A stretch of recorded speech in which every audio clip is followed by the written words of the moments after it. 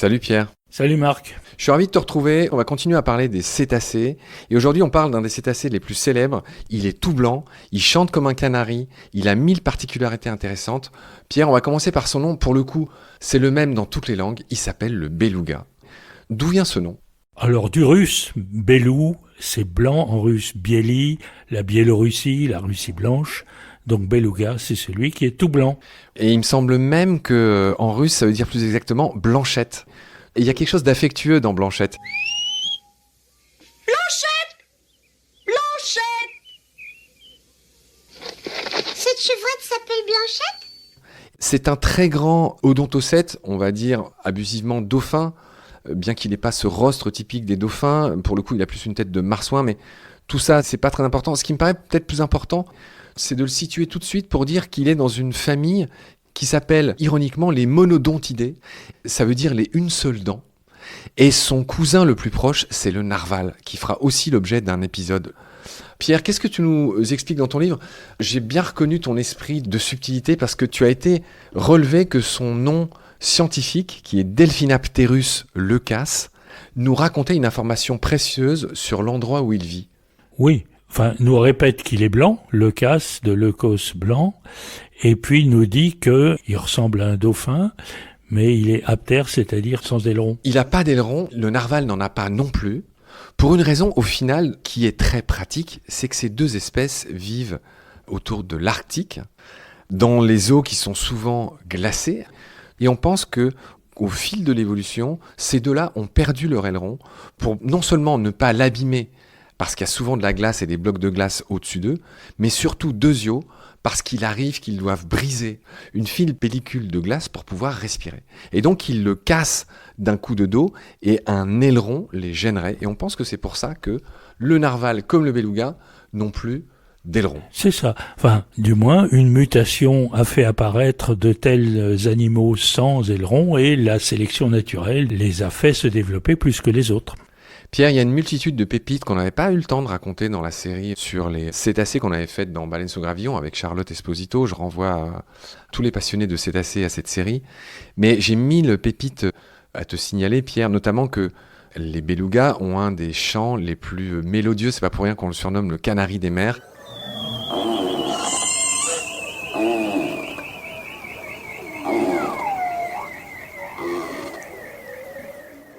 En plus, il a des vertèbres cervicales très souples, contrairement à beaucoup de ses cousins, dauphins et autres. Et donc, en plus, dans son grand sourire, c'est une espèce très aimée, très populaire, déjà parce qu'il est tout blanc, mais en plus parce qu'il peut bouger sa tête un peu dans tous les sens. Et que ça le rend encore plus sympathique. Donc, je disais qu'il chante très bien. Il a un des sonars les plus sophistiqués de tous les cétacés. Et là encore, on pense que c'est pour s'adapter, s'orienter, se repérer dans des chenaux, dans des canaux de glace, où il est important de ne pas se paumer, et qui forment parfois des labyrinthes. Pierre, il y en a peut-être beaucoup qui nous écoutent et qui se disent « Mais attends, mais beluga, c'est aussi le nom d'un truc que je mange parfois à Noël. » Donc on pense au caviar beluga qui est sans doute un des plus connus, un des plus chers du monde. Pierre, est-ce que ces deux noms sont liés ?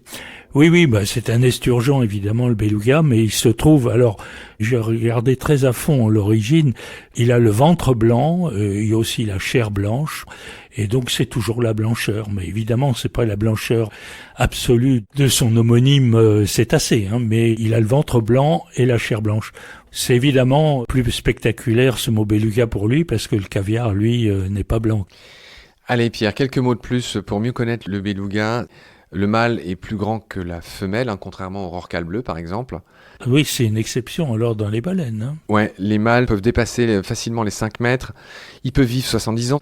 Ils mangent toutes sortes de céphalopodes, crustacés, etc. Il s'agit d'une espèce extrêmement sociale. Tout à l'heure, je disais que son cousin le plus proche, qui fait partie de la même famille que lui, s'appelle le narval. Figure-toi, Pierre, que parfois ces deux espèces se croisent et que parfois de ces rencontres naissent des hybrides qui s'appellent des narlugas. Voilà. Et c'est un des noms les plus étonnants d'espèces. Ça arrive dans le vivant sauvage et pas que dans les parcs animaliers, dans les parcs aquatiques. Et qui sont très certainement dans le règne animal Infertile, hein. Pour le coup, il se trouve que dans les parcs aquatiques, il y a des fausses orques, qui est une espèce de cétacé qui ressemble un peu à l'orque, mais qui n'est pas un orque. La fausse orque s'est reproduite avec des dauphins tursiops, dont tu parles dans ton livre. Et pour le coup, leur descendance était fertile. Donc, c'est pas systématique que les hybrides sont infertiles. D'accord. Moi, je serais pas étonné, au contraire, que les narlugas soient eux-mêmes fertiles. Pierre, je voudrais te dire un dernier mot sur les belugas pour te dire que malheureusement pour eux, ce sont parmi les premières espèces à avoir été élevées en captivité. Et le premier beluga fut exhibé au Barnum Museum de New York en 1861. C'était pas hier, tu vois. Et c'est une des espèces, bien sûr, avec les tursiops, c'est-à-dire les flippers, hein, avec un gros surnom, les orques qu'on retrouve dans les parcs aquatiques, et à cause de son grand sourire, ses mimiques et tout. Et donc, le beluga est une espèce star dans les aquariums d'Occident, mais aussi d'Asie et d'autres pays. Je voudrais quand même te signaler, Pierre, que cette espèce si sympathique a été chassée jusqu'en 1860 par les Occidentaux pour son lard, qui servait à éclairer les phares, les lampadaires et les lampes. Et on se servait aussi de sa peau, pour en faire une sorte de cuir qui servait à fabriquer des attelages de chevaux, des courroies, des lacets, toutes sortes de choses. Donc tu vois, cet animal sympathique a eu un sort quand même assez peu enviable. Toi, tu voulais ajouter quelque chose, Pierre ? Si on rentre un peu dans la technique, le beluga, c'est un énorme avion d'Airbus pour transporter des grosses pièces aéronautiques. Ah oui, c'est vrai, c'est un avion obèse. Oui, un avion obèse. Qui s'ouvre par le devant. C'est ça. On a l'impression qu'on pourrait y mettre l'Arc de Triomphe dedans, mais bon, quand même pas. D'ailleurs, dans les poissons, il y a aussi le goupil. Les Américains ont un gros avion qui s'appelle le goupil, qui ressemble au poisson goupil, mais en plus gros. Très bien, Pierre. Voilà ce qu'on pouvait dire sur le beluga. Je te remercie beaucoup pour tes lumières. Je te retrouve très vite pour parler de son cousin, le narval. D'ici là, prends soin de toi. Salut. Salut, Marc.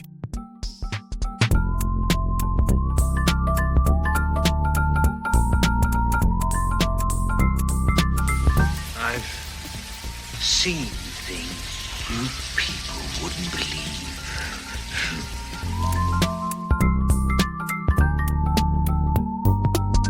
C'est la fin de cet épisode. Merci de nous avoir prêté tes oreilles.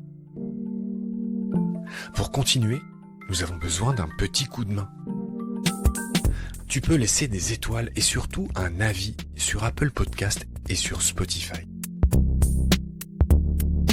Tu peux aussi faire un don ponctuel ou mensuel sur Helloasso ou sur Tipeee. Grand merci pour ton soutien. À bientôt. Et d'ici là, prends soin de toi et de ce qu'il y a autour de nous.